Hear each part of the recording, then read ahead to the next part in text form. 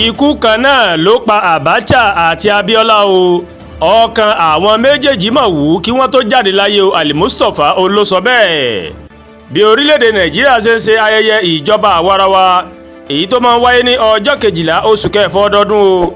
Ọ̀gágun Hamzat Al Mustapha tó mà jẹ́ olórí àwọn ẹ̀ṣọ́ aláàbò fún ààrẹ ológun tẹ́lẹ̀ rí lórílẹ̀-èdè Nàìjíríà tó ti di olóògbé ìyẹn ọ̀gágun Sani Abacha ó mà ti sọ wípé ọ̀pọ̀ nǹkan mà ló wáyé o ní ọjọ́ 12 oṣù kẹfà ọdún 1993 tóun yóò sọ síta ní ọjọ́ iwájú o. Bákan náà ó mà ló mà tó wọ́gi lé gbogbo ẹ̀sùn tí wọ́n kà sí ọ̀gá rẹ̀ lẹ́sẹ̀ pé ó mà lọ́wọ́ nínú làásìgbò tó mà bẹ́ sílẹ̀ lẹ́yìn ètò ìdìbò ọdún 1993. Nínú ìwé rẹ̀ ààrẹ ológun tẹ́lẹ̀ rí ọ̀gágun Ibrahim Badamasi Babangida ó mà fẹ̀sùn kan ọ̀gágun Sani Abacha pé ó mà lọ́wọ́ nínú àwọn ohun tó fa wàhálà lásìkò ètò ìdìbò ọdún 1993. Nínú ìfọ̀rọ̀wánilẹ́nuwò tó mà ṣe pẹ̀lú BBC Hausa, èyí ni àwọn ọ̀rọ̀ tí ọ̀gágun Hamzat Al Mustapha tó mà bá wọn sọ o lórí ètò ìdìbò June 12 ọdún 1993 àti àwọn nǹkan míì tó mà rọ̀ mọ́ ìjọba àwarawa o. Nígbà tí wọ́n ń bi Al Mustapha lérè pé kí lóhun tó lè sọ nípa ẹ̀sùn tí ọ̀gágun Ibrahim Badamasi Babangida tó fi kan ọ̀gá rẹ̀ Sani Abacha nínú ìwé rẹ̀, ó mà ní nígbà tí wọ́n gbé ìwé náà síta wọn kò fi ìwé pè mí, n kò tí ì ka ìwé náà, fún ìdí èyí n kò ní ohunkóhun láti sọ bóyá o tó bá dọjọ́ iwájú mo sì lè sọ̀rọ̀. Ọ̀rọ̀ June 12 ó le ju bí àwọn èèyàn ṣe ń rò lọ nítorí wọn kò mọ ohun tó wáyé, n kò ní sọ ohunkóhun báyìí. Al Mustapha òun ló ṣàlàyé bẹ́ẹ̀. Wọ́n tó wá bi léèrè pé kí ló ṣẹlẹ̀ lásìkò ìjọba Abacha nígbà tí wọ́n bi ọ̀gágun Hamzat Al Mustapha pé báwo ni ọ̀gá rẹ̀ ṣe jáde láyé o. Ó ní ọ̀rọ̀ ńlá ni èyí, ó ní mo ti sọ ní ìgbìmọ̀ olùwádìí òpútà bí Abiola ṣe kú náà, ó ní ọ̀gágun Abacha ṣe kú o. Ìyẹn ni pé ọkàn wọn bẹ̀rẹ̀ sí ní máa wú kọjá ìdánimọ̀. Wọ́n wá tún bi léèrè pé lórí ẹ̀sùn jíjí owó ìlú tí wọ́n fi ka Abacha ń kọ̀, amúgbálẹ́gbẹ̀ẹ́ tẹ́lẹ̀ náà ó ní kò sí nǹkan tó jọmọ́ pé Abacha ló kó owó kan pamọ́ sí òkè òkun o.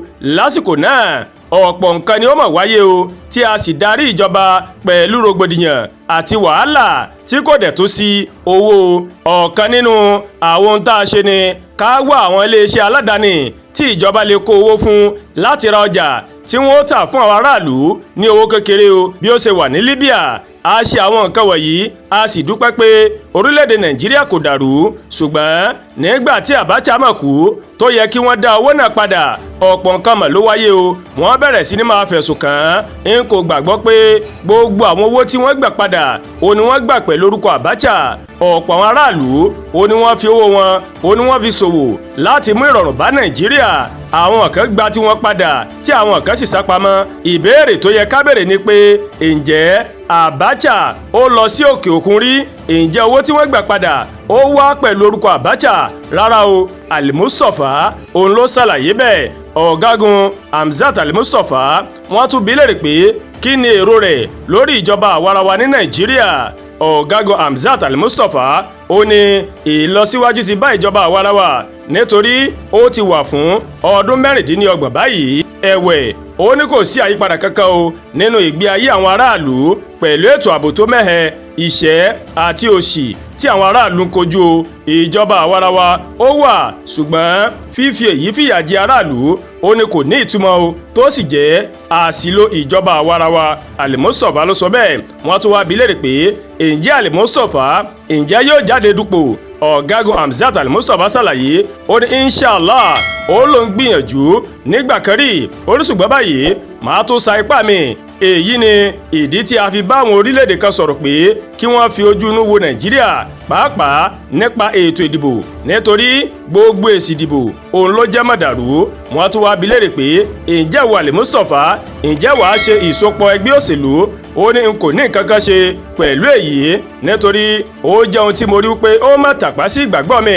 Tí mo bá rí nǹkan tí kò dára tó, n kò ní lọ́wọ́ nínú rẹ̀ tàbí ṣe ohun tí ìtìjú yóò ba orúkọ rere tó ń ti ní látilẹ̀ yóò má bàjẹ́ o. Ó ní nípa pé wọ́n máa ń gbé káàkiri pé Abacha ló kó orílẹ̀-èdè Nàìjíríà ó ní ẹtú dànù ó ní Abacha ò kó orílẹ̀-èdè Nàìjíríà ó láwọn ìbéèrè tóun ti béèrè síwájú yìí pé ǹjẹ́ Abacha tiẹ̀ lọ sílé òkè òkun rí ó ní kí wọ́n dáhùn rẹ̀ o àbí àwọn owó kan tí wọ́n ń gbà sórúkọ Abacha ó ní wọ́n fi ń gbà á àmì ìbéèrè tó béèrè lọ́wọ́ àwọn tí wọ́n sọ pé Abacha kó jẹ nìyẹn o. Adúlágbà Olúwatóyìn ló ń kàròyìn sí létí o láti kàn ní Ẹ̀yà Yorùbá World TV.